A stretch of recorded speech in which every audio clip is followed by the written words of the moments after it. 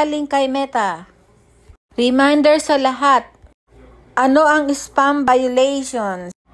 Example ng spam ay yung mga salita pagla-live ng video. Pag nagla-live tayo tapos paulit-ulit, spam daw yun.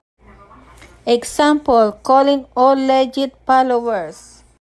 Yung mga wala pang 10K. Please support each other. Please support each other. At yung mga followers, iwasang huwag mag-comment ng hindi magandang salita. Against community standards daw ito. Example, yung di magandang itsura o di kaya namimintas ka ng iba. Against community standards daw ito. Pumapatak sa harassment.